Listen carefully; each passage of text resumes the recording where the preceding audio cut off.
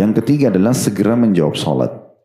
Segera menjawab sholat. Karena azan adalah komandan untuk sholat. Berhentikan semua aktivitas lain. Nggak ada negosiasi apapun. Azan sholat selesai. Apalagi kok cuma urusan-urusan kecil gitu ya. Hanya ngobrol sama teman. Bukan seorang dokter yang harus operasi orang. Kalau ditinggalkan bisa meninggal orang itu. Mungkin berbeda kasusnya gitu ya. Atau orang yang sedang menyelamatkan diri karena terjadi gempa bumi, banjir. Itu kasustik. Tapi kalau ibu dan bapak lagi santai di rumah, dengerin azan, nunda sholat. Kenapa? Uzurnya apa? Sementara mengerjakan di awal waktu lebih afdal daripada waktu yang kedua, daripada waktu yang ketiga, daripada waktu yang keempat. Beda pahalanya.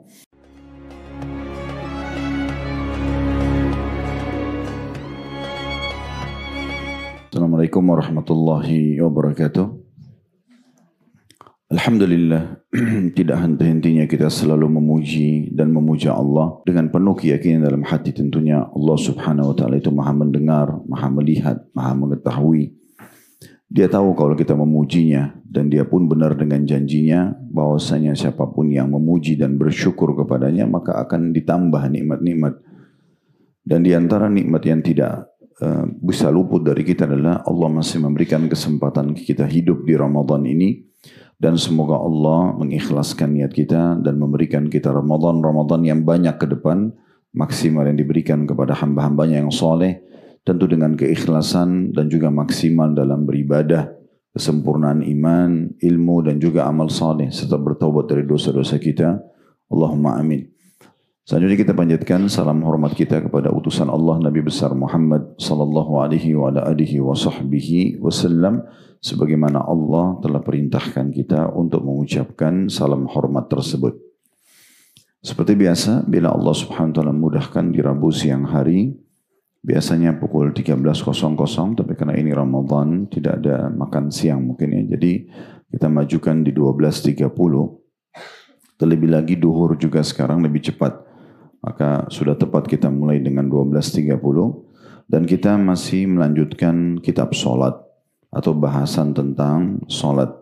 Kita akan masuk bab 194 tentang keutamaan shaf pertama dan perintah menyempurnakan shaf-shaf pertama, meluruskan dan merapatkannya. Jadi mungkin pertemuan ini kita fokus membahas semua hadis berhubungan dengan masalah shaf. Karena di Imam Nawawi rahimahullah dalam kitab Riyadhus Shalihin beliau ini mengangkat banyak sekali hadis. Kalau kita lihat di buku kita itu dari nomor 1089 hadis tentang shaf itu dibahas sampai hadis nomor 1103. Jadi cukup banyak hadis yang diangkat oleh Imam Nawawi rahimahullah yang memang perlu kita jadikan sebagai tambahan dasar ilmu kita berhubungan dengan bab sholat ini. Sebelumnya kita sudah bahas tentang kedudukan sholat itu sendiri. Dan sudah kita titik beratkan bagaimana setiap muslim harus mendahulukan sholat dari semua ibadah yang lainnya. Dengan memperbaiki dan mengutamakan sholat, maka ibadah lain akan terbantukan. Dan semua upaya untuk memperbaiki karakter, memperbaiki keadaan, itu dimulai dari sholat. Di dunia akan dimudahkan oleh Allah subhanahu wa ta'ala, semua ibadah lain mudah kita kerjakan oleh sholat. Di akhirat pun sudah kita jelaskan hadisnya, dia adalah amal yang paling pertama dihisab oleh Allah subhanahu wa ta'ala. Kalau dia baik, sempurna, dari mulai takbiratul ihram sampai salam, Bapak Ibu memberikan 3 hal yang sudah kami titik beratkan pada pertemuan yang lalu ya. Tepat waktunya, kayak tadi azan langsung sholat, kemudian tepat bacaannya dan tepat gerakannya. Maka tentu kita akan gembira juga melihat hasilnya pada hari kiamat, karena akan maksimal angka dari balasannya di timbangan amal nanti. Maka ini perlu kita titik beratkan. Jadi jangan sholat asal-asalan saja. Yang penting saya sudah selesai sholat. Kebanyakan orang dia tidak peduli dengan kualitas sholatnya karena dia berpikir dia hanya sekedar store kewajiban. Dan seakan-akan Allah memerlukan sholatnya. Padahal sebenarnya bukan seperti itu. Kita yang butuh dengan sholat kita. Allah subhanahu wa ta'ala hanya akan menilai keikhlasan dan bagaimana kita mengikuti ajaran dan tuntunan yang diajarkan oleh Allah melalui Rasulnya Muhammad sallallahu alaihi wa ala alihi wa sahbihi wasallam. Itu sudah panjang lebar kita jelaskan pada pertemuan yang lalu, sedikit saya ingatkan saja. Oleh karena itu salat ini harus betul-betul kita peduli, perhatikan. Sebelum masuk waktunya sudah mempersiapkan diri. Dan pada saat kita mulai takbiratul ihram, diperhatikan setiap huruf bacaannya. Dan yakinlah setiap itu akan ada pahalanya, serta juga setiap gerakan akan ada penilaian dan pahalanya. Maka jangan asal-asalan dan jangan berikan peluang syaitan untuk masuk dan menggoda kita sehingga kita tidak khusyuk. Sekarang kita bahas tentang masalah kalau sholat berjamaah. Maka ada hal yang perlu kita perhatikan berhubungan dengan masalah shaf. Shaf berarti kita berdiri bersama-sama dengan saudara-saudara kita muslim. Tentu laki-laki dengan laki-laki dan perempuan dengan perempuan. Shaf ini kalau sholat berjamaah dimulai imam sendirian di depan dan harusnya imam berada di tengah-tengah, sentral, di mana musolah itu misalnya atau masjid itu anggap bisa berisi 11 orang di dalam shaf misalnya. Maka imam berada di tengah-tengah, di belakang beliau atau imam ini orang yang pertama, di kanannya 5 dan di kirinya 5. Sehingga imam menjadi sentral. Itu yang pertama. Yang kedua yang harus diperhatikan juga setiap kali isi shaf dimulai dari belakang imam ke sebelah kanan. Kalau sudah penuh baru diisi yang ke sebelah kiri. Kemudian juga yang perlu diperhatikan adalah tidak boleh mengisi atau membuat shaf baru selama shaf di depan masih ada yang kosong. Maka kita harus masuk ke dalam shaf. Bahkan salah satu langkah yang termulia di muka bumi adalah melangkah menutupi shaf-shaf yang masih kosong. Dan bagi orang yang sudah terlanjur masuk dalam shaf sholat, itu dianjurkan oleh Nabi SAW untuk meringankan pundaknya. Maksudnya, kalau memang masih ada celah dan ada saudaranya mau masuk, kasih dia peluang. Jangan justru kita merasa, saya nggak mau sempit-sempitan. Sebenarnya bukan masalah sempit-sempitannya, tapi masalah merapatkan shaf. Merapatkan sholat dan shaf itu bagian daripada kewajiban sholat. Nanti akan kita bacakan hadisnya, gitu ya. Malah tidak boleh kalau orang berjarak. Ini biasanya ada orang karena dia bawa sejadah yang besar, terus mungkin postur tubuhnya tidak sebesar sejadahnya, dan dia maunya dia sendiri di sejadah itu. Dia tidak mau ada saudaranya muslim yang masuk bersama dia di shaf atau di dalam sejadahnya sehingga jaraknya sangat jauh. Nanti akan kita jelaskan juga bagaimana kalau ada celah antara telapak kaki kita dengan teman kita di sebelah, maka itu membuat peluang bagi syaitan masuk dan menggoda kita dalam sholat sehingga tidak khusyuk. Bahkan perselisihan yang terjadi di antara umat Islam itu bermula dari shaf yang tidak rapat. Itu juga akan kita jelaskan hadisnya berhubungan dengan masalah itu. Dan memang betul-betul harus diperhatikan. Dan shaf juga selanjutnya harus diperhatikan, yaitu tidak bisa hanya awal kita rapat dan lurus, tapi dari awal sampai rakaat terakhir.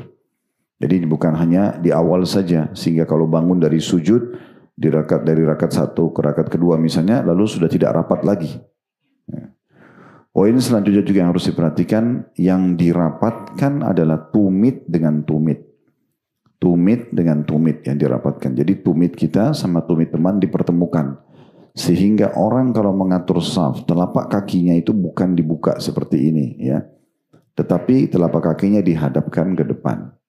Jadi bukan seperti ini, tapi tumitnya dibuka, sehingga tumit ini rata, ya. Dan ini kalau kita lakukan, ukurannya cukup pundak kita saja. Seukuran pundak kita, begitulah kita berdiri, dan teman di sebelah juga sama, maka otomatis nanti tumit akan ketemu sama tumit. Kalau ini dilakukan, maka otomatis nanti akan bertemu betis sama betis, pundak pun bertemu sama pundak. Itu yang disebutkan dalam hadis tentang masalah merapatkan shaf. Nah seperti itu. Sehingga bertemu antara tumit sama tumit, betis sama betis, dan juga bertemu pundak dengan pundak. Nanti juga akan kita jelaskan kalau tidak salah di hadis pertama, itulah cara para malaikat mengatur shaf di depan Allah Subhanahu wa ta'ala. Jadi nggak boleh kita merasa, saya nggak mau sentuh kaki saya sama orang di sebelah saya. Nah, ini memang peraturannya seperti itu. Ya, peraturannya seperti itu. Jadi memang kita merapatkan. Karena kalau tidak, dia akan jadi penyebab perselisihan. Dia juga akan membuat syaitan masuk dan menggoda sholat. Nah, ini juga penting diperhatikan. Selanjutnya yang harus diperhatikan adalah tolok ukur saf. Kalau kita lagi berdiri, bukan jari-jari telapak kaki depan. Tetapi tetap tumit bagian belakang. Jadi kalau misalnya si A sama si B, si A ini kebetulan telapak kakinya lebih besar, si B lebih kecil. Kalau patokannya jari-jari kaki dan kita misalnya rapatkan, kita luruskan seperti ini, kalau kita lihat dari belakang, safnya tidak rapi. Kenapa? Karena memang akan maju mundur. Tapi kalau yang tumit dijadikan tolok ukur, semuanya rata, maka walaupun tidak sejajar jari-jarinya si A sama si B tadi, tetap safnya rapi. Makanya selalu patokannya tumit. Kalau saf sholat kita itu sudah ada garisnya, maka pastikan tumit kita masuk dalam saf itu. Ini bagian hal-hal yang harus diperhatikan berhubungan dengan masalah saf tersebut. Ya. Juga bagian hal yang harus diperhatikan kalau kita lagi sholat, terus tiba-tiba ada seseorang dari jemaah yang batal wudunya. Lalu dia keluar dari saf. Maka yang ada di sebelah merapat dengan temannya yang satu. Sehingga tidak ada celah. Gitu ya. Tetap harus rapat. Jangan dibiarkan celah itu kosong. Gitu ya. Jadi selalu harus rapat. Dari awal sampai akhir. Nah ini bagian-bagian hal yang harus diperhatikan berhubungan dengan masalah saf. Juga yang perlu ditambahkan dalam masalah saf. Kalau Bapak Ibu masuk ke dalam masjid misalnya. Orang lagi sholat berjamaah. Kemudian kita menemukan saf sudah penuh. Tinggal kita sendiri misalnya. Kita masuk, kita harus buat saf di saf kedua. Gitu ya. Di sini dilihat, kalau misalnya di musolah yang kita sholat atau di masjid itu, karena kita rutin sholat di situ, kita sudah tahu sebenarnya jemaahnya cuma itu aja, nggak akan ada yang tambah gitu. Hampir setiap hari, saf satu sama saf kedua cuma bisa tambah satu orang. Nggak ada lagi jemaah yang datang. Misalnya sholat subuh, udah rutin itu aja, nggak ada lagi yang lain. Di saat ini yang berada di belakang menepuk pundak di depan satu orang, lalu yang di depan itu mundur.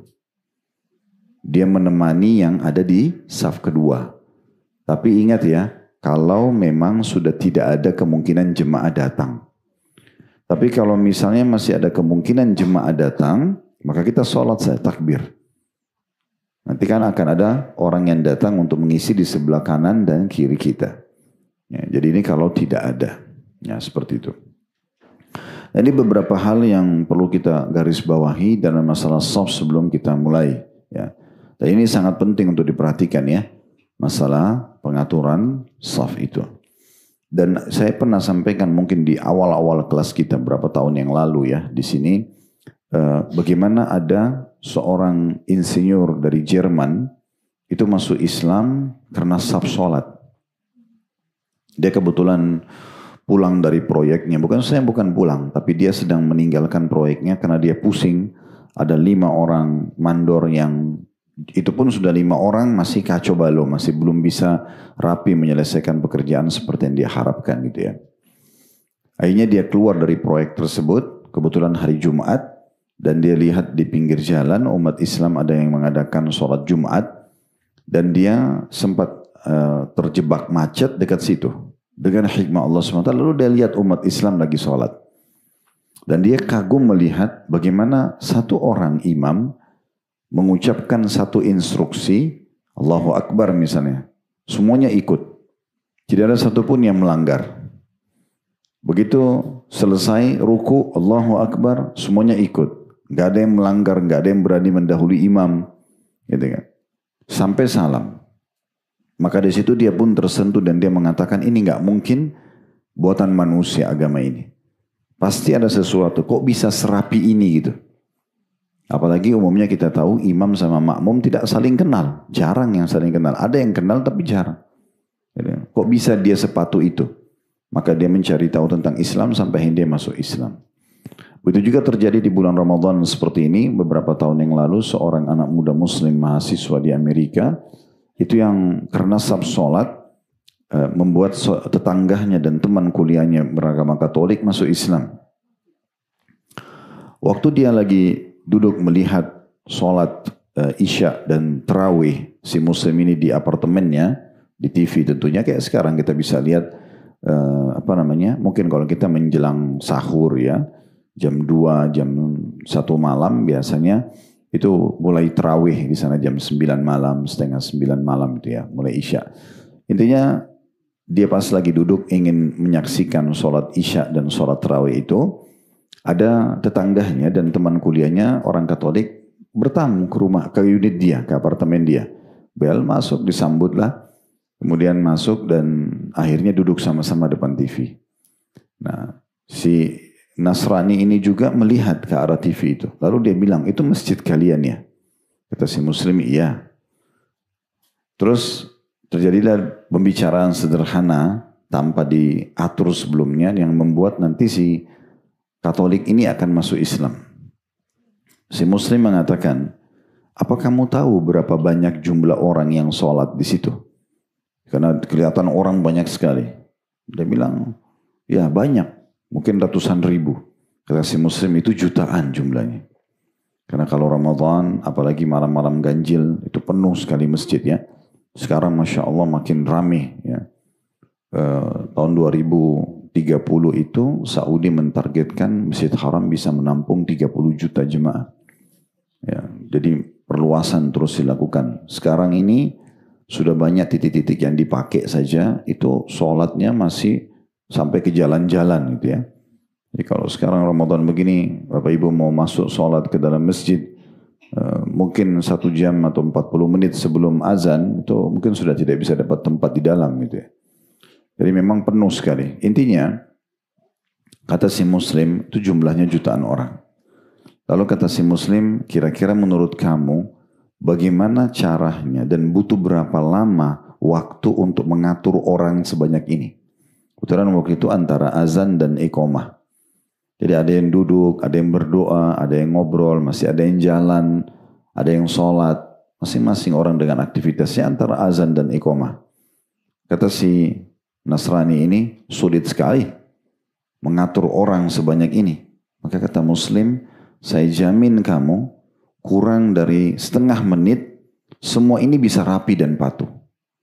Kata si Nasrani, bagaimana bisa? Kata si Muslim, tunggu ada sebentar. Kebetulan waktu itu antara azan dan iqamah. Pas iqamah, imam Masjid Haram tampil, setelah iqamah cuma ucapin satu kata kan. Istau, luruskan saf. Yang berdiri tegak, yang duduk jadi berdiri, yang jalan masuk ke saf. Tiba-tiba rapi seketika sekian juta orang. Di hari-hari sekarang itu kalau kita lihat banyak di-upload oleh orang-orang di sana itu bagaimana rapinya saf sholat di sholat subuh, sholat duhur gitu ya. Seterusnya lah. Maka dia juga kaget. Dan si Muslim ini karena targetnya memang ingin nonton tadi, dia nggak tanggapin dulu. Lalu imam ucapin satu kata, Allahu Akbar. Semua ikut. Semua dengarin ayat yang dibaca. Tidak ada satupun yang lula lalang, tidak ada satupun yang duduk atau ngobrol gitu ya. Mungkin ada yang jalan, tapi beberapa orang yang sedang mencari saf atau mungkin memperbaharui wudhu saja. Tapi umumnya orang semua ikut. Satu instruksi lagi, ruku Allahu Akbar, semuanya ikut. Nggak ada yang berani melanggar imam. Kalau kita kan sebagai muslim kita khawatir memang nanti batal sholat kita. Atau ada hadis yang mengancam orang yang mendahului imam, kepalanya bisa diubah jadi kepala ya, keledai gitu ya. Maka terus begitu, sami Allah liman hamidah, satu instruksi semuanya ikut, Allahu Akbar, sujud semua ikut sampai salam. Si Muslim ini lagi menikmati benar sholat itu, karena seperti biasa kita kalau lagi mau melihat itu ya. Setelah selesai salam, habis sholat Isya, bubar, orang sudah mulai bubar. Kata si Muslim, oh maaf tadi saya keasyikan mengikuti tontonan ini. Kebetulan kami lagi puasa, hari ini bulan Ramadan, saya lupa tadi menawarkan kamu mau minum, mau makan apa gitu. Tapi si Nasrani ini nggak nanggapin lagi penawaran makan dan minum. Dia tanya, bagaimana caranya masuk ke agama kamu? Kata si Muslim, wah mudah sekali, cuma syahadat saja. Maka dia bilang, pandu saya ke agama kamu, karena saya yakin apa yang baru saya saksikan ini bukan buatan manusia. Jadi memang saf aja itu berefek sekali. Karena itu luar biasa itu pengaturan saf. Kemudian sholat, mungkin bagi kita orang muslim yang biasa kita kerjakan sehari-hari, kita anggap biasa, padahal sebenarnya itu luar biasa gitu ya. Itu sedikit mukaddimah dalam bahasan kita masalah saf. Sekarang kita akan masuk membahas hadis-hadisnya. Di halaman 705 ya, di bab nomor 194 kata Imam Nawawi rahimahullah, bab keutamaan saf pertama dan perintah menyempurnakan saf-saf pertama, koma, meluruskan koma dan merapatkannya. Jadi ini hal-hal yang harus diperhatikan, 3 hal ya. Kalau di judul ini bisa digarisbawahi, menyempurnakan, itu bagian daripada perintah agama, kemudian meluruskan, ini yang kedua, yang ketiga merapatkan. Nah 3 hal itu harus diperhatikan dalam saf. Ya. Tentu habis belajar seperti ini sudah harus diubah ya. Kalau misalnya selama ini maaf Bapak Ibu, kalau sholat asal-asalan saja safnya, mau rapi, mau enggak, mau sejajar atau enggak gitu ya.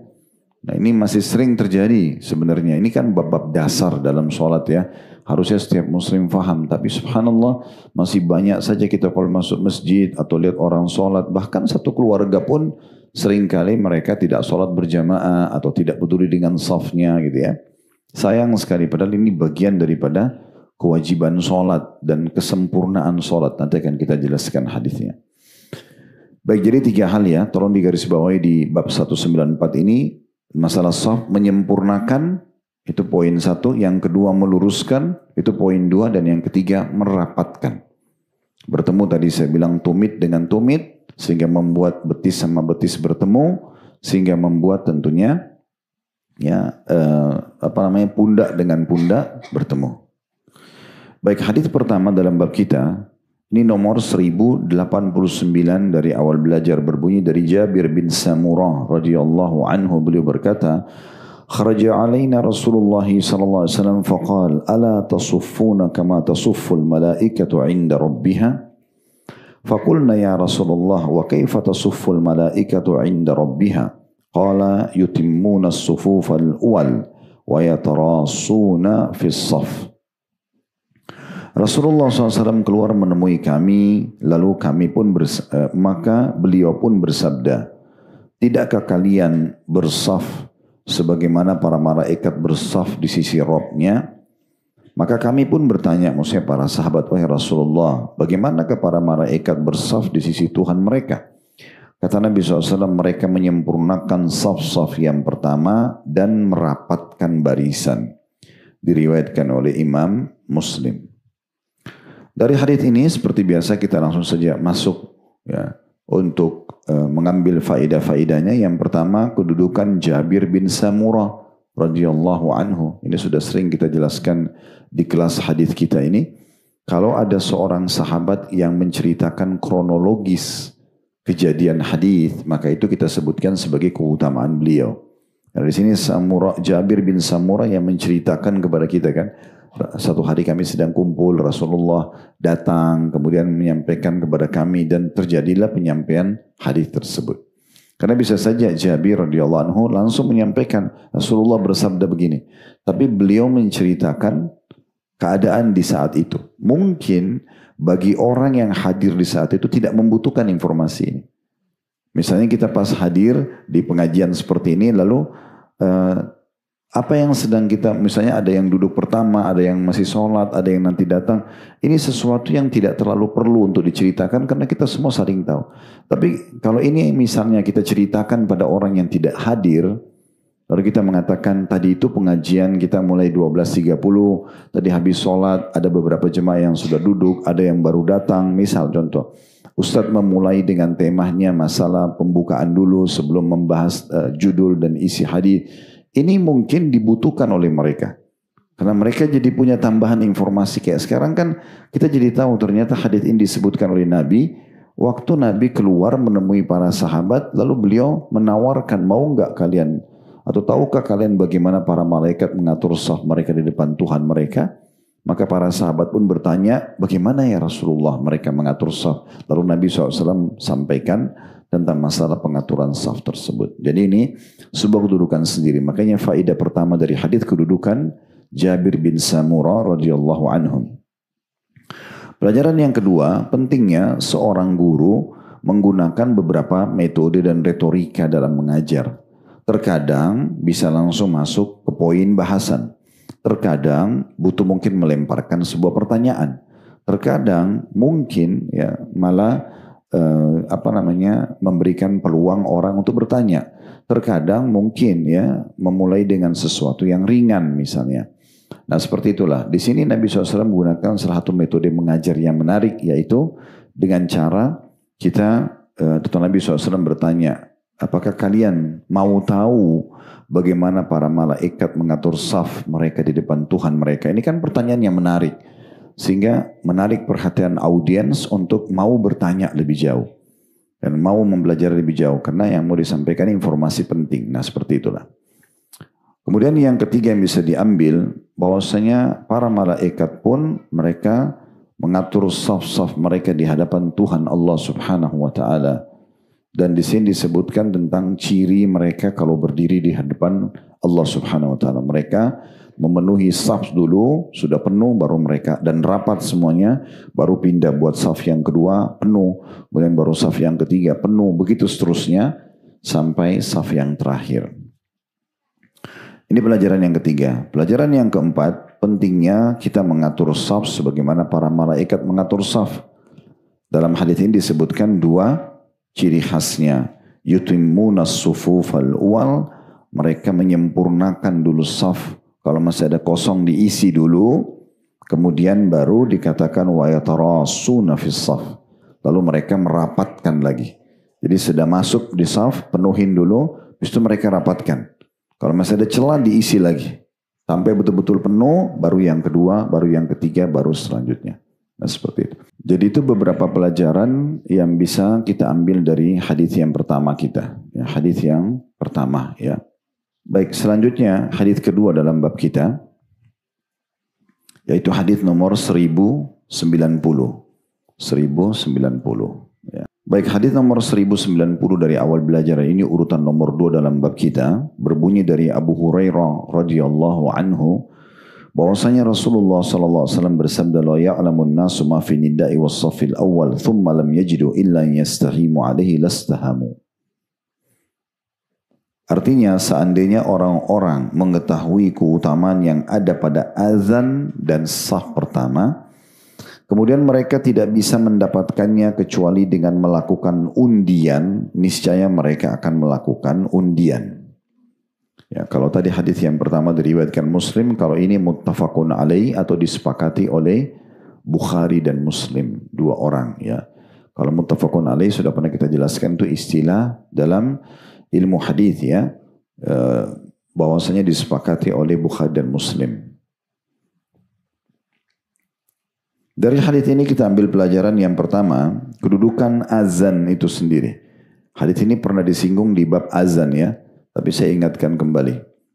Karena kata Nabi SAW, kalau seandainya manusia mengetahui apa yang Allah janjikan, maksudnya besarnya pahala di azan. Nah ini ada 3 makna di sini dalam di azan.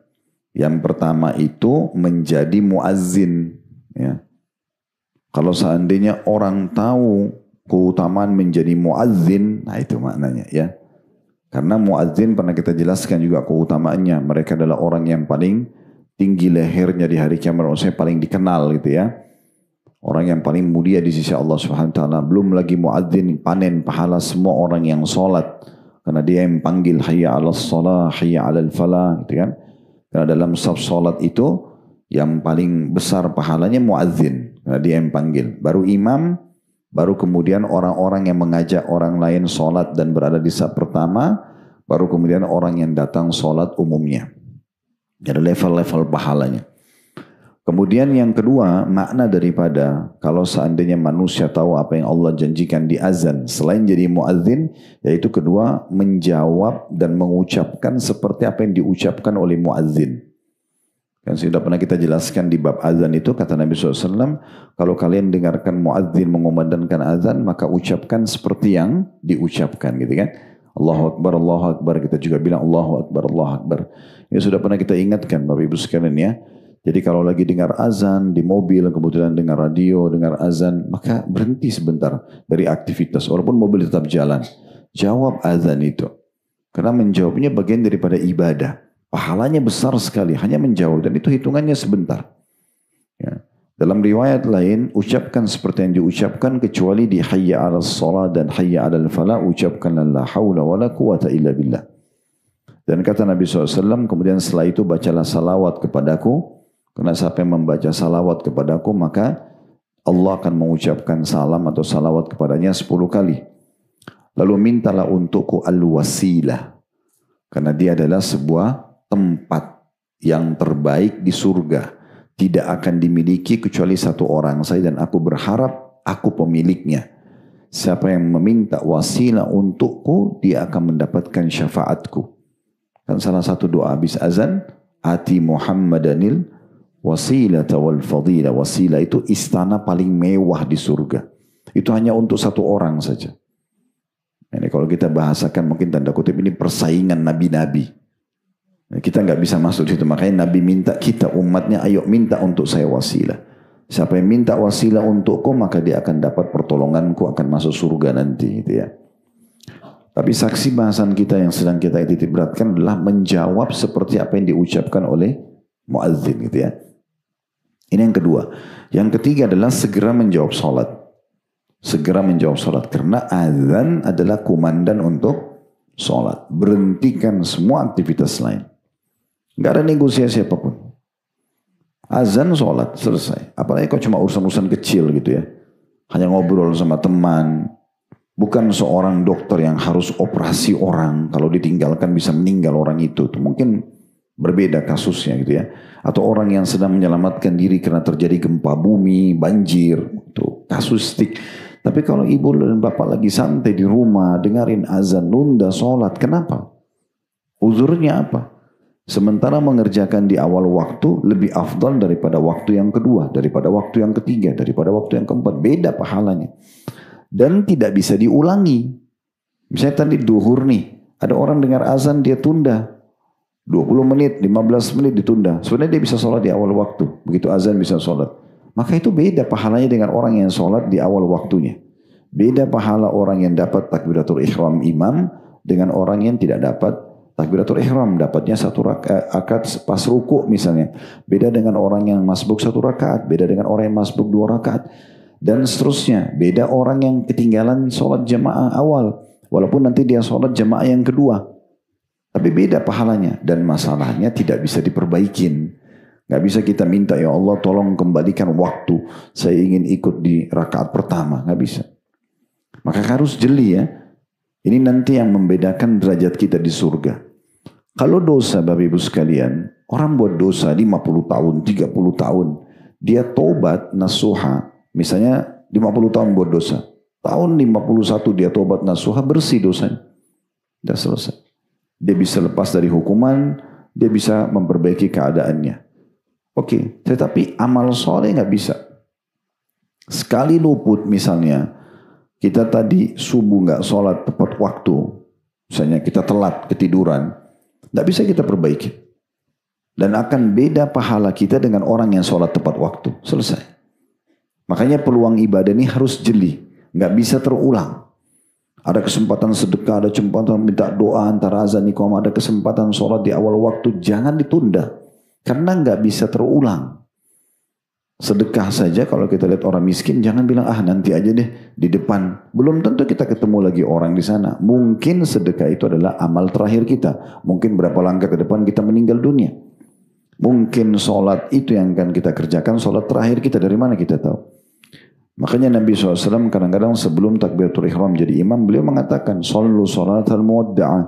Sholatlah seperti sholat perpisahan. Anggap ini sholat terakhir. Ya. Sehingga selalu kita maksimal. Nah seperti itu. Jadi harus hati-hati sekali. Ini faedah pertama atau faedah kedua. Faedah pertama dari hadis tentang keutamaan azan. Jadi ada 3 poin tadi ya. Apa tadi? Yang pertama, menjadi muadzin, ya, jangan lupa. Jadi kalau ibu dan bapak dikarunia anak laki-laki, ajarin azan. Bagus tuh jadi muadzin.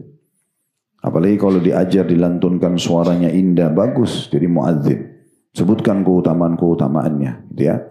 Kalau ada beberapa ikhwah kita yang ikut di pengajian karena mereka dengar penjelasan dari kami, Masya Allah pada saat safar dengan saya biasanya mereka bilang, Ustaz, saya mau minta tolong di masjid ini bisa nggak saya azan? Ya, coba tanya pengurus masjid, mereka izinkan silakan. Maka mereka berlumba-lumba, Masya Allah, semangat mengamalkan. Karena pernah kita jelaskan di kitab azan juga ya, kalau muadzin itu ya semua yang mendengarkan suaranya dari manusia, jin, batu, apa saja itu akan jadi saksi pada hari kiamat. Apalagi di masa sekarang ada mikrofon, ya, makin jauh suara bisa terdengar, itu bagus banget. Ibu dan bapak dapat pahala dari anak Anda. Ya. Dan yang kedua, tadi menjawab azan. Ingat ya, jadi harus betul-betul diperhatikan ini. Kalau ada azan didengar, jangan ditutup radionya. Jangan ditinggalkan begitu saja. Dengarin azan itu jawab. Dan yang ketiga, segera mengerjakan sholat. Ini faedah pertama dari hadis. Faedah kedua dari hadis adalah kedudukan saf pertama.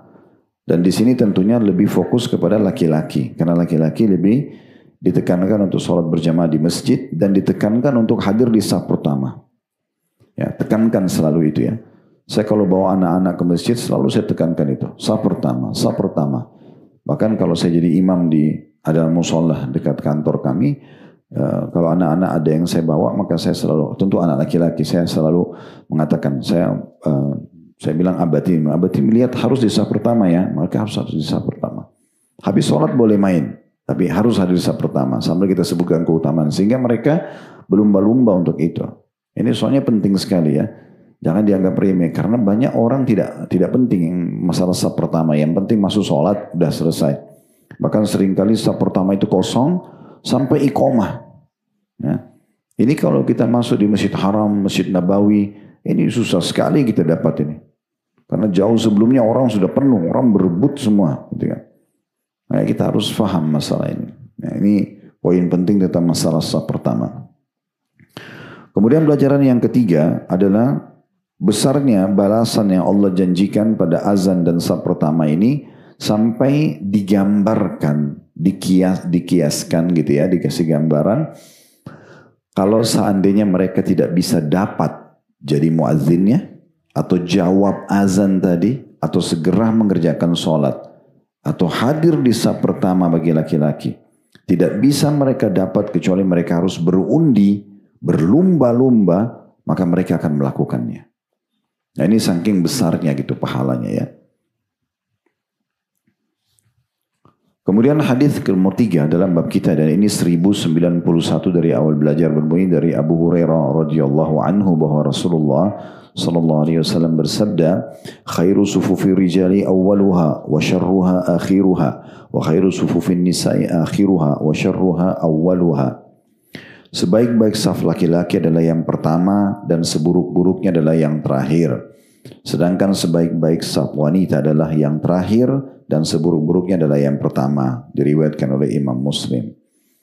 Nah, hadis yang ketiga ini memberikan jawaban kepada kita kalau ada yang bertanya bagaimana perbedaan saf antara laki-laki sama perempuan. Kalau laki-laki masuk masjid, saf pertama semua dipenuhin, berlumba-lumba di situ. Selesai penuh, pindah saf kedua, penuh lagi baru saf ketiga. Dimulai dari imam ke kanan, sudah penuh baru ke kiri, gitu ya. Tapi kalau perempuan terbalik, saf perempuan dimulai dari yang belakang, kemudian depannya baru paling di depan. Karena sebenarnya bagian paling depannya wanita itu tidak dihitung saf awal, karena saf awal kan di depan. Jadi ibu gak masuk dalam persaingan saf awalnya, karena saf awal itu di sana. Dan salah satu hikmahnya kenapa saf wanita makin di belakang makin afdal, karena makin jauh dari saf laki-laki. Ya, kan tidak semua masjid itu ada hijabnya. Iya, kan tidak semua ada hijab kan gitu. Kadang-kadang cuma saf perempuan di belakang, saf laki-laki depan. Nah, tidak semua laki-laki juga bisa atau memang kebetulan tertutup auratnya lengkap. Nah, kadang ada orang pakai gamis, mungkin karena dia pikir pakai gamis, dia cuma pakai celana pendek. Mungkin pada saat sujud tersingkap auratnya, bisa mengganggu. Ya, contoh-contoh itu salah satunya saja. Tentu bisa saja itu tertanggulangi dengan adanya hijab, adanya dinding, ya oke lah.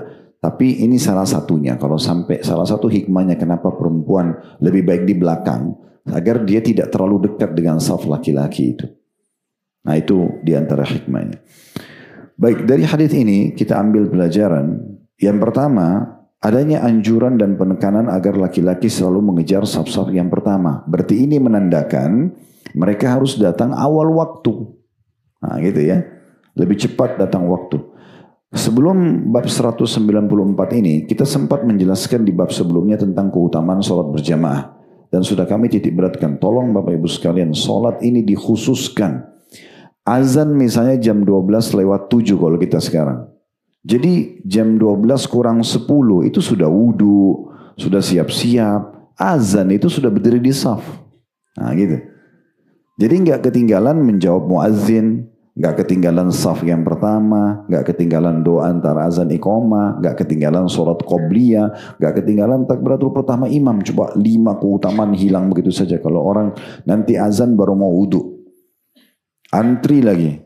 Akhirnya kehilangan doa mustajab antara azan iqamah, dia kehilangan saf pertama, dia kehilangan sholat qobliyah, kehilangan takbiratul ihram pertama imam. Ini rugi sekali. Itu cuma permasalahan bagaimana kita memanage saja. Makanya kita titik beratkan dan saya ulang-ulangi. Semoga Allah mudahkan saya pertama mengamalkan tentunya sebelum Bapak Ibu sekalian. Ini selalu kita harus buat perhatian khusus dalam masalah sholat. Ingat kalau kita perbaiki sholat, perhatikan. Coba seminggu aja. Bapak Ibu coba perbaikin sholatnya, selalu temukan 3 hal itu ya. Tepat waktu, tepat bacaan, tepat gerakan. Coba lihat bagaimana perubahan yang terjadi. Makin sering kita jaga, makin konsisten, maka makin baik segala hal. Ya, bukan cuma masalah ibadah, urusan dunia pun insya Allah Allah akan baik. Atau perbaiki tentunya. Dari sini, faedah pertama, anjuran laki-laki selalu mengejar saf-saf pertama. Dan berarti menandakan harus lebih awal datang ke masjid. Kalau di Indonesia saya lihat kasusnya sebenarnya adalah belum munculnya pemahaman dan kepedulian tentang saf pertama. Mungkin karena hadis-hadis seperti ini belum dipelajari atau belum dengar. Sehingga banyak bapak-bapak masuk masjid itu azan atau sebelum azan. Tapi mereka nyebar di belakang-belakang. Dan sudah iqamah pun mereka nggak ada yang masuk di saf pertama. Masih saling persilakan. Silakan Pak, silakan. Suruh temannya. Ini maksudnya apa? Silakan ambil pahala lebih besar. Kan agak unik gitu. Itu sering saya lihat, sering sekali. Ya, masih saling persilahkan. Dia lebih baik di saf kedua atau saf ketiga, temannya suruh maju. Ini kalau dia faham hadis ini, kan tadi dibilang kalau seandainya manusia atau kalian tahu apa yang dijanjikan di saf pertama, tidak ada cara kecuali berundi, akan berundi, itu saking besarnya pahala. Harusnya dia masuk dulu di saf pertama, ada kosong baru dia suruh orang lain. Bukan dia suruh orang lain untuk mengerjakannya gitu kan. Ini sayang banget. Kemudian yang kedua adalah pentingnya kita juga memperhatikan bagi kaum wanita tentang pengaturan safnya. Tetap yang lebih dahulukan yang belakang, kemudian depannya dan seterusnya. Ya, ada beberapa masjid, masya Allah terapin itu ya. Biasanya kalau sudah mau iqamah, ada pengurus masjid yang menatah gitu ya. Perempuan dimulai dari belakang terus sampai ke depannya. Nah, laki-lakinya justru dianjurkan suruh isi yang di depan semua. Itu satu hal yang baik. Kalau setiap masjid punya pola ini bagus sekali ya. Karena tidak semua jemaah itu faham ya. Baik, hadis selanjutnya nomor 1092, tepatnya hadis keempat dalam bab kita ini. Berbunyi dari Abu Sa'id al-Khudri radhiyallahu anhu anna Rasulullah sallallahu alaihi wasallam ra'a fi ashabihi ta'akhuran faqala lahum taqaddamu fa'atammu bi atau fa'tammu bi tepatnya fa'tammu bi wal ya'tamma bikum man ba'dakum la yazalu qaumun yata'akhkharuna hatta yuakhirahumullah. Bahwasanya Rasulullah SAW melihat kemunduran para sahabat pada saf. Maksudnya mereka masih berlihai-lihai, masih telat untuk masuk ke dalam saf mengisi, ya, tidak bergegas. Maka beliau bersabda kepada mereka, majulah dan ikutilah aku. Ayo maju dekat imam. Dan hendaknya orang-orang setelah kalian mengikuti kalian dan satu kaum senantiasa mundur, maksudnya tidak segera masuk di saf mengisi yang kosong, sehingga Allah juga memundurkan mereka. Diriwayatkan oleh Imam Muslim. Hadis ini memberikan pelajaran pertama kedudukan Abu Sa'id Al-Khudri radhiyallahu anhu, sebagaimana sudah kita jelaskan tadi, karena beliau menceritakan kronologisnya. Kemudian yang kedua, yang bisa kita ambil pentingnya seorang imam peduli dengan saf makmumnya. Bahkan dalam sebuah riwayat disebutkan Nabi SAW itu tidak takbiratul ihram sampai saf makmumnya rapi semua. Jadi imam tidak usah tergesa-gesa langsung takbir. Nabi SAW sering ucapkan istawu wa'tadilu, luruskan, rapatkan. Nanti ada beberapa hadis yang kita lihat begitu tegasnya Nabi mengatur saf makmum baru beliau takbir. Karena nanti di hadis penutupan dalam bab kita ini. Ini pelajaran kedua tentang pentingnya imam mempedulikan saf jemaahnya, ya. Dan kalau ada yang masih di belakang dipanggil sama dia, ayo Pak, ayo maju Pak, gitu ya. Dipanggil supaya rapat. Karena masih ada sampai hari sekarang ini kaum muslimin bahkan sudah berumur pun, itu kita sayangkan, orang berumur tuh harusnya sudah faham tentang hal-hal dasar agama begini. Itu saf masih kosong di depan, dia berdiri sendiri di belakang. Dia nggak masuk di saf. Ini pelanggaran dalam sholat itu. Ya. Tidak boleh harusnya. Kemudian pelajaran yang ketiga, adanya anjuran agar memenuhi saf-saf, baru kemudian buat saf baru. Makanya Nabi SAW mengatakan, penuhi, ikutin aku mendekati imam, sudah penuh baru buat yang kedua, sudah penuh baru buat yang ketiga. Dan yang terakhir, yang keempat adalah adanya ancaman bagi orang-orang yang sengaja menunda-nunda untuk mengisi saf. Maka Allah pun akan memundurkan mereka. Di sini banyak maknanya. Bisa Allah SWT mundurkan kebutuhan-kebutuhan mereka. Allah Subhanahu wa ta'ala memundurkan rahmatnya dan segala macam hal. Ya. Tapi intinya ada ancaman bagi orang yang justru tidak mau. Kadang-kadang iqamah pun masih jalan santai, masih ya sudahlah nanti aja gitu ya. Kadang-kadang sudah takbiratul ihram masih ngobrol sama temannya. Itu sayang banget. Padahal malaikat sudah mulai mencatat pahala. Allahu Akbar imam itu sudah dicatat. Yang Allah Akbar bersama imam itu sudah dicatat. Beda dengan orang yang nanti waladhdallin baru takbir. Beda pahala. Dia kan kehilangan doa iftitah, kehilangan Al-Fatihah. Ya.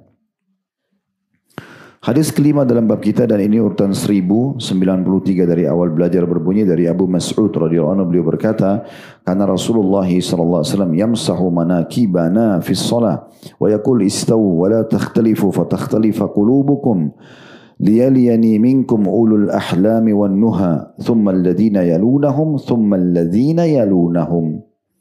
Rasulullah SAW biasa mengusap pundak kami ketika akan sholat seraya bersabda, luruskan dan jangan berselisih sehingga hati kalian akan berselisih. Hendaknya yang dekat denganku dalam shaf adalah orang-orang yang dewasa dan berakal dari kalian. Kemudian orang-orang setelah mereka, kemudian orang-orang setelah mereka. Diriwayatkan oleh Imam Muslim. Ada footnote di bawah di situ nomor 697 yang dimaksud dengan jangan berselisih sehingga hati kalian akan ikut berselisih, membengkokkan arah dan maksud hati kalian. Ketika itu terjadi, maka tersebarlah fitnah-fitnah dan perpecahan, serta melemahlah kekuatan Islam dan kaum muslimin. Di sini ada isyarat bahwa perbedaan lahir bisa menyebabkan perbedaan batin. Maka renungkanlah, ini kata Imam Nawawi. Bermula dari perselisihan, tidak mau dekat dengan saudaranya muslim, karena ini orang miskin, karena ini mungkin kakinya kotor, mungkin ini saya tidak kenal. Udah itu berarti awal mula perselisihan ke dalam masalah hal yang lainnya. Nah ini yang dimaksudkan tadi. Ini kita baru baca footnote, nanti kita akan jelaskan lebih jauh insyaAllah. Kemudian footnote selanjutnya di 698-nya, yang dimaksud dengan orang-orang yang paling dekat dengan aku dalam shaf. Nabi SAW jadi imam. Di belakang Nabi langsung, yang satu ya di belakang Nabi yang kanan dan kirinya yang paling dekat dengan imam itu harus orang yang paling dewasa dan berakal. Ada footnote itu dikatakan orang-orang balik, berakal dan punya keutamaan. Keutamaan maksudnya bacaan Qur'annya bagus, hafalannya banyak. Ya, makanya imam di belakangnya harus orang yang siap gantiin imam. Kalau imamnya meninggal, imamnya batal wudu, dia maju gantikan. Nah ini kan berarti dia harus siap. Makanya nggak boleh anak kecil di situ. Ya, harus yang sudah balik, yang dewasa. Dan harus orang yang memang punya keutamaan. Maksudnya siap untuk menjadi imam. Nah seperti itulah. Baik, dari hadis ini kita ambil pelajaran yang pertama, kedudukan Abu Mas'ud radhiyallahu anhu, karena beliau menceritakan kronologis daripada hadis ini, ya, bahwasanya Nabi SAW seringkali kalau sebelum salat mengusap pundak-pundak kami, maksudnya menyentuh sambil mengatakan ayo luruskan pundak-pundak para sahabat yang jadi makmum gitu ya. Pelajaran pertama kedudukan Abu Mas'ud, pelajaran kedua adanya anjuran dan contoh dari Nabi SAW agar setiap imam peduli dengan saf makmumnya. Bahkan memukul atau menyentuh pundak-pundak mereka. Ayo luruskan gitu ya. Mengingatkan mereka. Bisa dengan lisan, bisa dengan menyentuh pundak makmum. Nah biasanya sih ini dibutuhkan di saf-saf awal aja. Kalau saf awal kita sudah luruskan ya, nanti saf yang kedua akan lihat, yang kedua lurus, yang ketiga akan ikut begitu. Tidak mungkin imam keliling kalau safnya sampai 100 saf misalnya. Ya, tapi yang bagian depan yang dimaksudkan di sini. Ini pelajaran yang kedua. Pelajaran yang ketiga juga dianjurkan imam mengucapkan ini. Istawu wala takhtalifu fatakhtalifa qulubukum. Luruskan dan jangan berselisih. Maka hati-hati kalian akan berselisih. Ini diantara yang dianjurkan ya. Dan makna daripada istawu itu adalah disebutkan luruskan. Tadi sudah kita jelaskan di awal, lurus itu adalah tolok ukurnya adalah tumit kaki belakang, ya, masuk dalam saf dan dirapatkan, dipertemukan tumit sama tumit. Itu pelajaran yang ketiga, imam mengucapkan istawu wala takhtalifu fatakhtalifa qulubukum. Pelajaran yang keempat yang bisa diambil, pentingnya yang berada di belakang imam langsung dan terdekat dengan imam adalah orang-orang yang sudah balik, berakal, paling dewasa, dan juga punya keutamaan dalam Al-Quran, dalam Islam. Bacaannya bagus, hafalannya banyak, siap jadi imam. Ya. Jadi kalau imam pun salah baca, dia yang luruskan, nah gitu ya. Makanya nggak boleh sembarangan tuh kalau di masjid, menyelonong-nyelonong masuk langsung di belakang imam. Ya harus berikan kesempatan, di situ memang siapa orang yang paling pantas masuk. Tapi sebelah kanan, kalau belakang imam satu orang, kiri kanan mungkin 3 orang lah ya. Itu sudah ada orang-orang yang atau 1 orang minimal, sebelahnya nggak masalah. Kanan dan kiri diisi sama umumnya kaum muslimin. Ini pelajaran yang keempat. Pelajaran yang kelima, ya, perlunya pengaturan saf sesuai dengan urutan. Ya. Artinya sudah penuh saf pertama, kemudian baru saf yang kedua, sudah penuh benar-benar, sudah nggak ada lagi tempat, baru saf yang ketiga, seterusnya begitu.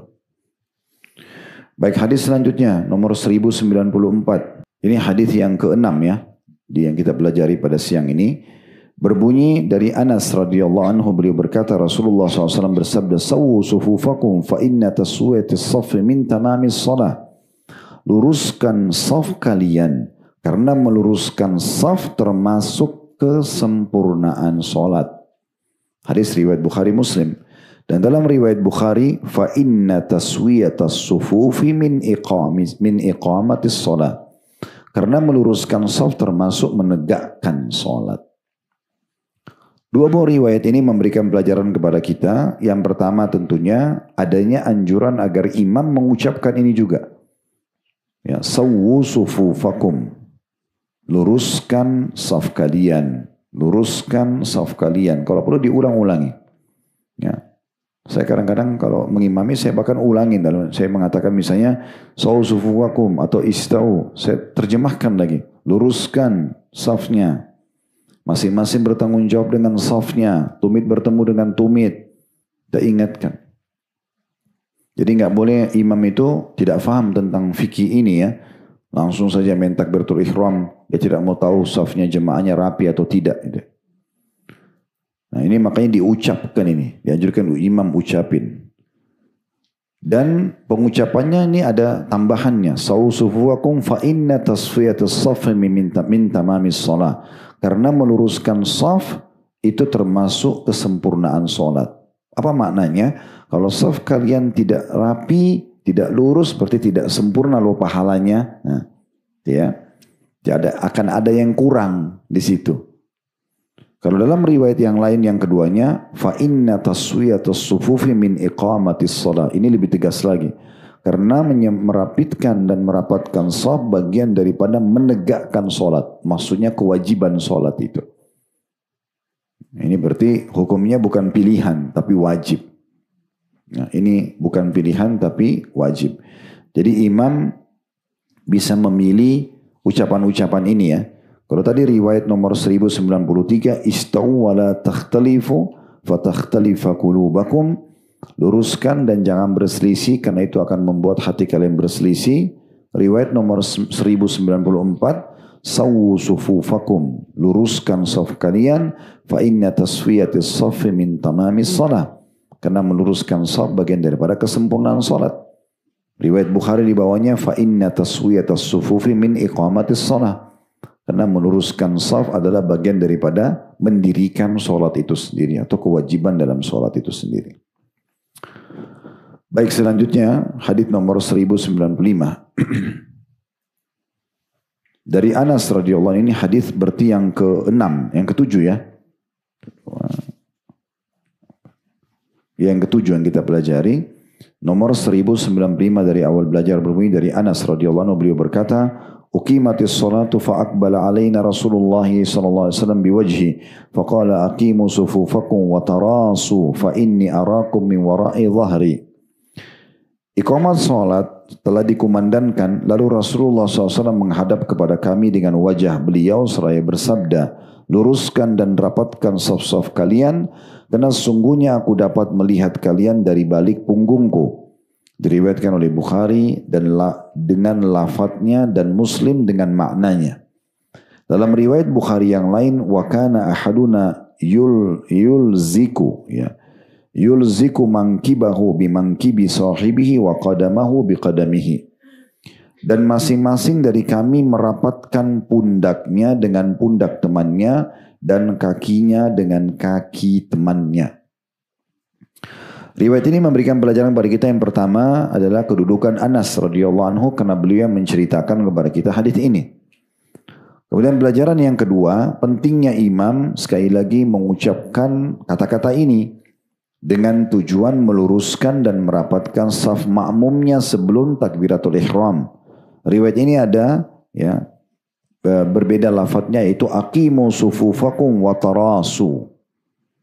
Luruskan saf kalian dan rapatkan saf-saf kalian. Ada tambahan watarasu. Kalau tadi kan riwayat sebelumnya itu istau, sawu, itu semua artinya luruskan saja. Belum ada penjelasan masalah merapatkan. Tapi riwayat ini ada watarasu dan rapatkan.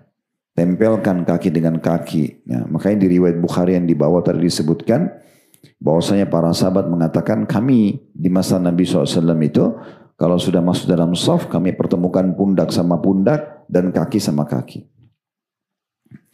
Di riwayat ini memberikan kedudukan Anas yang pertama, yang kedua pentingnya imam mengucapkan dan mengingatkan makmumnya agar meluruskan shaf dengan berbagai pilihan lafadz ini. Di antaranya hadis ini aqimu sufufakum wa tarasu. Ya.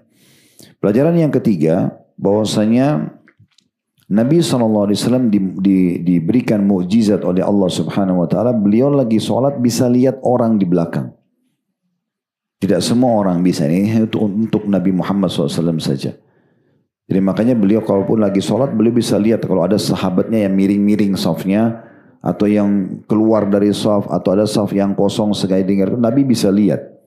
Makanya habis sholat Nabi tegur nanti. Ya. Nabi ingatkan. Saya bisa lihat kalian ya dari belakang punggung saya. Ini mukjizat khusus untuk Nabi saja.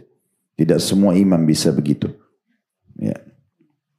Hadis ke-8 dan ini urutan 1096 dari awal belajar berbunyi dari An-Nu'man bin Bashir radhiyallahu anhuma. Nu'man sahabat, Bashir sahabat. Maka kita bilang radhiyallahu anhuma. Beliau berkata, saya mendengar Rasulullah SAW bersabda, latusawwunna sufufakum aw la yukhalifanna Allah baina wujuhikum. Kalian harus meluruskan saf kalian atau Allah akan menjadikan perselisihan di antara wajah-wajah kalian. Hadis ini diriwayatkan oleh Bukhari dan juga Muslim. Dalam riwayat Muslim disebutkan anna Rasulullah SAW kana yusawwi sufufana hatta ka'annama yusawwi bihal kidaha hatta ra'a anna qad aqalna anhu thumma kharaja yawman faqama hatta kada yukabbir fara'a rajulan badiyan sadruhu minas saf faqala ibadallah la tusawwunna sufufakum aw la yukhalifanna Allahu baina wujuhikum. Bahwasanya Rasulullah SAW biasa merapikan saf-saf kami hingga seolah-olah beliau sedang meluruskan anak-anak panah sampai beliau yakin bahwa kami memahaminya. Kemudian suatu hari beliau keluar lalu berdiri. Tak kala beliau akan bertakbir, tiba-tiba beliau melihat seseorang yang dadanya agak maju dari barisan. Maka beliau bersabda, wahai hamba-hamba Allah, luruskan saf-saf kalian atau Allah akan membuat perselisihan di antara wajah-wajah kalian. Riwayat ini langsung saja kita ambil faedahnya. Yang pertama, yaitu adanya anjuran agar imam mengucapkan juga ini. Ya. La tusawwunna sufufakum. Ini juga bisa diucapkan. Kalian harus meluruskan saf kalian. Maksudnya bukan pilihan. Ya. Kalian semaunya sendiri. Silakan yang mau lurusin, silakan yang nggak mau nggak apa-apa, nggak begitu. Harus kalian luruskan. Dan itu wajib imam sampaikan sebelum dia takbiratul ihram. Kemudian yang kedua, pelajaran yang bisa diambil bahwasanya siapapun yang tidak mau mengatur safnya, tidak mau bertemu kakinya sama saudaranya muslim dalam saf, pundaknya bertemu dengan pundak, ini sebab perselisihan ya, antara dia dengan saudara muslim yang lain. Artinya kalau kita mau memulai perselisihan umat Islam hilang di antara mereka, itu atur saf. Nah gitu. Mulai dari saf salat. Pelajaran yang ketiga, bahwasanya pentingnya seorang imam juga peduli dengan saf makmumnya. Di sini dikatakan, Nabi SAW merapikan saf-saf seseorang di antara kami seperti atau seolah-olah beliau sedang meluruskan anak panah. Ini mungkin yang biasa memanah tahu ini. Ya, kita kalau tidak nata benar-benar anak panah itu pasti meleset. Bagaimana supaya tetap tepat sasaran? Kan kita harus teliti banget. Harus benar titiknya, ya harus benar tarikannya.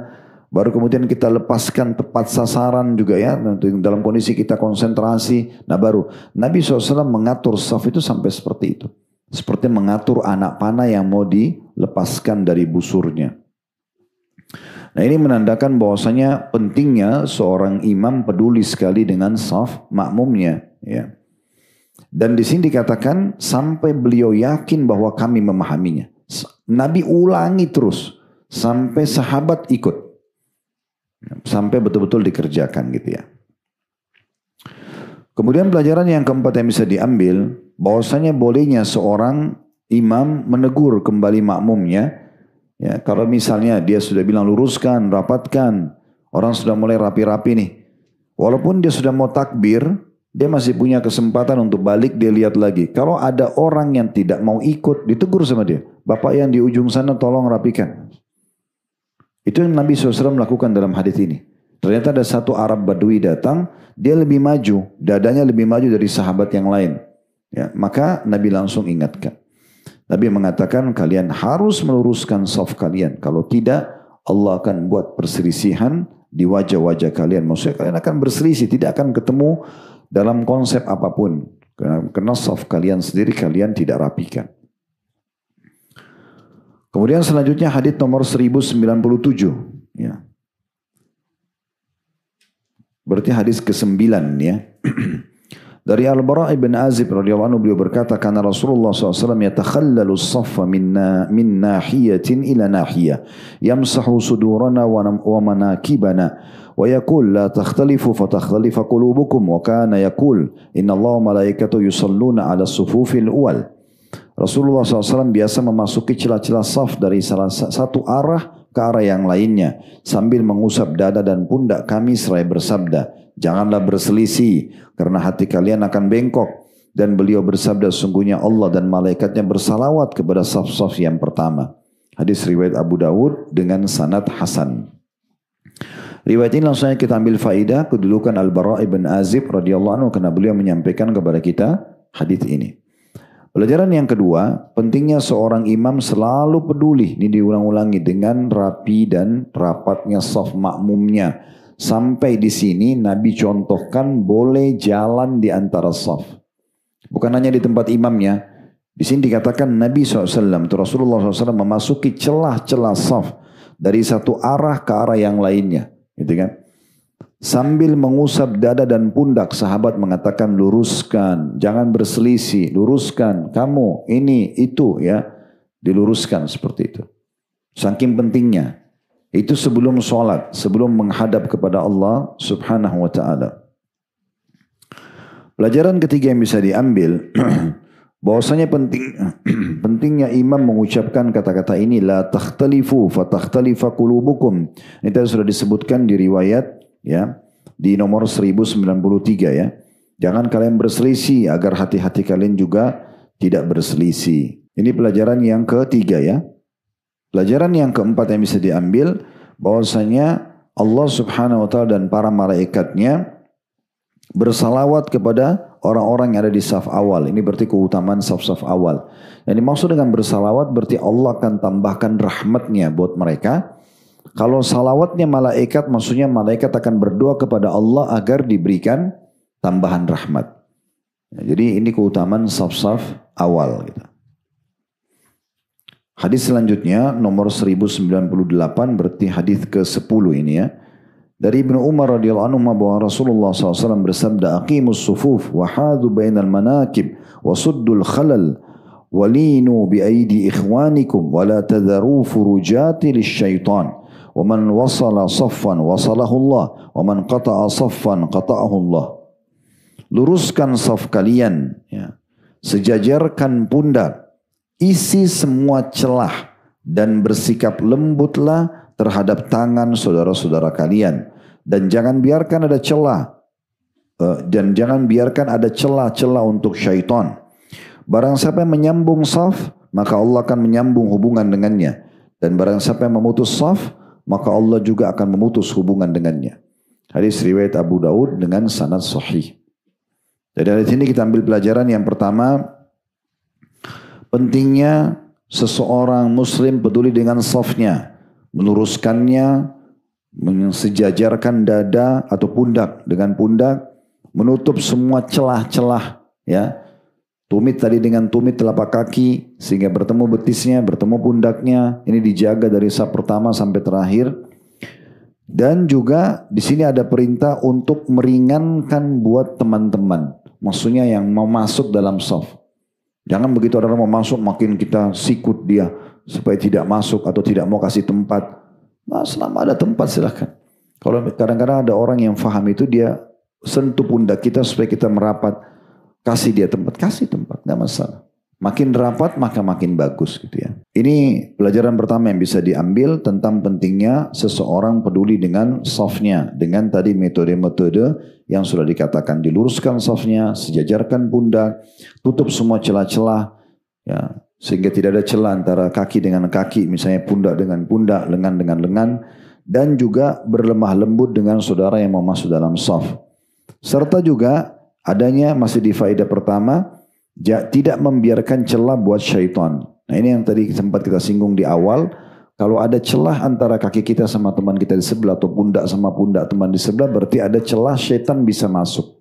Dalam riwayat lain, sesungguhnya syaitan itu masuk dalam saf sebagaimana ada anak domba masuk di kelompok domba-domba yang dewasa. Biasa domba yang kalau berbulu lebat, itu kan badannya tidak sebesar kalau ada bulunya gitu ya. Kalau kita lihat di domba lagi kerumunin makanan rumput misalnya, itu kan kakinya kelihatan. Sebenarnya karena bulunya lebat, antara bulu sama bulu ketemu itu ada celah di antara kakinya. Nah Nabi SAW kasih gambaran, biasanya anak domba nyelip masuk di situ. Nah syaitan masuk dalam saf seperti itu untuk membuat tidak khusyuk dalam sholat. Kemudian pelajaran kedua yang bisa diambil, siapapun yang mengatur safnya, mengisi saf yang kosong, Allah akan menjalin hubungan baik dengan dia. Nah, maksudnya Allah kan penuhi kebutuhannya. Allah akan terima doanya, Allah akan maafkan dosanya, Allah akan berikan balasan maksimal. Itu makna semua daripada Allah akan menyambung hubungan dengannya. Dan sebaliknya, siapa yang justru memotong saf, gak mau rapat sama temannya, gak mau ngisi yang kosong di depan. Kadang-kadang orang sudah disuruh, ayo Pak maju, gak mau. Kita gak mau ngotot, saya mau di sini aja. Saya pernah temukan ada orang begitu. Semoga Allah kasih hidayah. Gak mau, kita sudah suruh gak mau, padahal masih kosong. Gitu kan. Nah orang seperti ini justru Allah akan memutus hubungan dengannya. Ini bahaya banget ini ya. Allah putus hubungan berarti Allah tidak akan terima doanya, Allah tidak penuhi hajatnya, Allah tidak maafkan dosanya, tidak terima doanya. Ini berat banget. Baik, hadis nomor 1099 dari Anas radhiyallahu anhu bahwa Rasulullah SAW bersabda, "Russu sufufakum wa qaribu bainaha wa hadu bil a'naq wa walladhi nafsi biyadi inni la ara asyaitana yadkhulu min khalali saf ka'annaha al-hadab." Rapatkan saf-saf kalian, dekatkan jaraknya, dan sejajarkan leher-leher. Demi zat yang jiwaku ada di tangannya, N-nya besar kata ganti Allah, sesungguhnya aku melihat syaitan menyelinap dari sela-sela saf seperti kambing hitam yang kecil. Hadis ini hadis sahih diriwayatkan Abu Daud dengan sanad sesuai dengan syarat Imam Muslim. Di situ ada penjelasan makna hadaf, dan ini bermakna kambing hitam kecil yang biasanya ada di Yaman. Maksudnya digambarkan kambing yang masuk nyelip di antara, atau domba masuk di antara domba-domba yang besar tadi. Dari hadis ini kita ambil pelajaran. Yang pertama adalah pentingnya seorang muslim peduli dengan safnya. Dan berulang-ulang Nabi SAW sampaikan di sini, russu sufufakum. Rus ini bisa bermakna rapatkan, luruskan. Ya. Sebenarnya lebih bermakna dirapatkan memang. Itu terjemahnya. Yang harus betul-betul ketemu kaki sama kaki, pundak sama pundak. Dekatkan jaraknya, jangan ada celah. Sejajarkan leher-leher. Bukan berarti harus, kalau yang lebih tinggi, yang lebih pendek, bukan berarti harus sejajar semua. Maka yang tinggi dia bungkukin badannya, bukan. Tapi maksudnya adalah sejajar ini walaupun yang satu lebih pendek, lebih tinggi, tapi orang kalau lihat itu dari samping seperti dia lurus semuanya. Nah, seperti itu ya. Maka ini pentingnya seorang muslim peduli ya untuk mengatur safnya. Bahkan sebelum takbiratul ihram, kalau bisa antara makmum sama makmum saling mengingatkan. Ya, kalau kita lagi sholat ingatkan sebelah, Pak luruskan, atau Ibu luruskan safnya. Ya, kita ingatkan orang. Kalau dia dengar alhamdulillah. Tapi kalau dia ngotot nggak mau ya nggak masalah. Tidak perlu kita tertunda takbiratul ihram imam kalau dia tidak mau ingat. Tapi kalau kita sampaikan dia mau terima alhamdulillah. Yang penting jangan sampai kita tidak ingatkan gitu ya. Pelajaran yang kedua, bahwasanya syaitan itu akan masuk dalam saf dan menggoda kehusyuan salat, terutama di saf-saf yang ada celahnya. Hadis nomor 1100 dari awal belajar dari Anas radhiyallahu anhu bahwa Rasulullah SAW bersabda, "Atimus saffal muqaddam, thumma alladhi yalihi, fama kana min naqsin falyakun fis saffil muakhkhar." Sempurnakan saf terdepan, kemudian yang berikutnya. Jikapun harus ada celah yang kosong, maka itu hanya terjadi di saf yang terbelakang. Hadis ini diriwayatkan Abu Daud dengan sanad hasan. Dari hadis ini kita ambil pelajaran bahwasanya pentingnya seorang muslim peduli. Dari imam dan makmum semua peduli, saf itu harus penuh. Gak boleh ada celah. Setelah penuh, baru pindah di saf kedua. Ingatkan, yang jadi imam ingatkan. Isi Pak, itu di ujung sana masih bisa ditambah. Tolong ini kakinya diluruskan, dan seterusnya. Dan bisa teman sama teman juga mengingatkan kalau sama-sama dalam saf. Dan kalaupun harus ada yang tidak rapat, ya, tidak penuh, yaitu di paling terakhir. Karena mungkin memang yang paling terakhir hanya beberapa orang saja yang datang. Maka ini pentingnya. Pelajaran pertama yang bisa diambil adalah pentingnya seseorang menyempurnakan saf dan saling mengingatkan imam dan juga makmum. Maksudnya makmum sama makmum tentunya ya. Pelajaran kedua, bahwasanya bolehnya saf terakhir dalam sholat di masjid itu yang ada tidak sempurna, maksudnya tidak full. Karena memang jumlah orang mungkin tidak bisa full kalau saf yang terakhir ya. Nah seperti itu. Hadis selanjutnya nomor 1101 dari awal belajar dari Aisyah radhiyallahu anha, beliau berkata bahwasanya Rasulullah SAW bersabda, Inna Allah malaikatu yusalluna ala mayaminis sufuf. Sesungguhnya Allah dan malaikatnya bersalawat pada saf-saf yang ada di sebelah kanan. Diriwayatkan oleh Abu Daud dengan sanad yang sesuai dengan syarat Muslim. Ya. Yang dimaksud di sini hadis adalah sungguhnya Allah dan malaikat-malaikatnya bersalawat pada saf-saf yang sebelah kanan, artinya keutamaan orang yang berada di sebelah kanannya imam. Kalau ini misalnya saya imam, ini kiblat, maka di belakang saya ke kanan. Semua saf yang ke kanan ini lebih utama dari saf yang sebelah kiri. Makanya tadi di awal kita jelaskan saf itu dimulai belakang imam ke kanan semua. Sudah penuh baru kirinya. Pindah lagi saf kedua, belakang imam kanan full, baru kirinya, begitu seterusnya. Saf yang sebelah kanan ini lebih utama daripada saf yang sebelah kiri. Walaupun semua punya keutamaan gitu ya. Baik, dua hadis yang terakhir, hadis nomor 1102 dari Al-Bara radhiyallahu anhu, beliau berkata, "Kunna idza shallaina khalfa Rasulillah sallallahu alaihi wasallam ahbabna an nakuna an yaminih. Yuqbilu alaina biwajhi fasami'tuhu yaqul rabbi qini adzabaka yawma tab'atsu aw tajma'u ibadak." Apabila kami selesai solat di belakang Rasulullah sallallahu alaihi wasallam, kami ingin agar kami berada di samping kanan beliau. Beliau menghadap kepada kami dengan wajahnya. Maka saya mendengar beliau berdoa, "Wahai Rabbku, lindungilah aku dari azabmu pada hari engkau membangkitkan atau mengumpulkan hamba-hambamu." Hadis ini diriwayatkan oleh Imam Muslim. Dari hadis ini kita ambil pelajaran kedudukan Al-Bara radhiyallahu anhu, karena beliau menyampaikan hadis ini kepada kita. Yang kedua, bahwasanya keutamaan orang yang ada di sebelah kanan imam. Ya, sebagaimana tadi disebutkan di hadis sebelumnya, karena para sahabat justru berlomba-lomba ada di sebelah kanan imam. Ya, Nabi SAW kadang-kadang mau ngimamin sholat, mengingatkan saf pun balik ke sisi kanan. Ya. Beliau pun kadang-kadang kalau habis sholat menghadap makmumnya, biasa beliau kanan melalui sisi kanan, beliau sisi kiri, tapi menghadap ke makmum kalau mau zikir. Tapi lebih banyak beliau dominan balik sisi kanan. Pelajaran yang ketiga, sunnahnya mengucapkan doa ini, Rabbi qini azabaka yawma tab'atsu aw tajma'u ibadak. Ya Allah, lindungilah aku dari azabmu pada hari engkau membangkitkan atau mengumpulkan hamba-hambamu. Ini termasuk doa yang dianjurkan dibaca itu ya. Baik, terakhir hadis kita di bab nomor 194 ini nomor 1102. 03. Dari Abu Hurairah radhiyallahu anhu bahwa beliau berkata, Rasulullah SAW bersabda, ya, "Wassitul imama wasuddul khalal." Jadikan imam itu di tengah dan isilah celah-celah saf. Diriwayatkan oleh Abu Daud. Nah, ini tadi yang kita jelaskan, imam ada di tengah-tengah. Makanya kalau kita lihat mihrab masjid itu, tempat imam pasti di sentral, di tengah-tengah. Tentu ini umumnya muslimin sudah tahu, makanya ditaruh di sentral. Ya. Jadi kalau mau jadi imam di sentral. Maka ini yang dimaksudkan. Dari hadis ini kita ambil pelajaran pertama, adanya anjuran agar meletakkan imam di tengah-tengah saf. Dan dia yang jadi tolok ukur. Kemudian di belakangnya tadi makmum ke sisi kanan, baru kiri diisi. Begitu seterusnya. Pelajaran yang kedua adalah pentingnya setiap muslim peduli dengan menutup celah-celah saf sebagaimana sudah kita jelaskan tadi sebelumnya. Allahu a'lam. Kedepannya insyaAllah kita akan masuk bab-bab banyak membahas tentang sholat-sholat sunnah rawatib.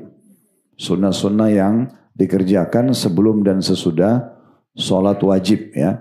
Nanti akan kita jelaskan cukup banyak babnya itu dari 195, 196, 197 terus ya. Ini berbicara tentang masalah sholat-sholat sunnah ya.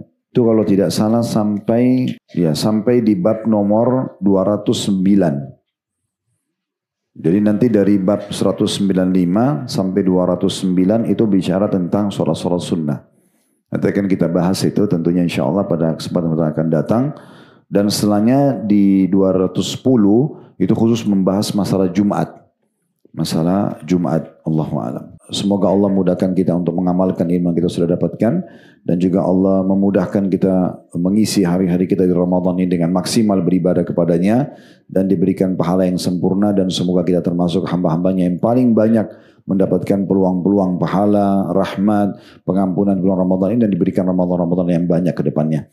Kalau ada benar dari Allah maka silakan diambil dan diamalkan. Kalau dari saya mohon dimaafkan. Subhanakallahumma bihamdika asyhadu an la ilaha illa anta astaghfiruka wa atubu ilaik. Wassalamualaikum warahmatullahi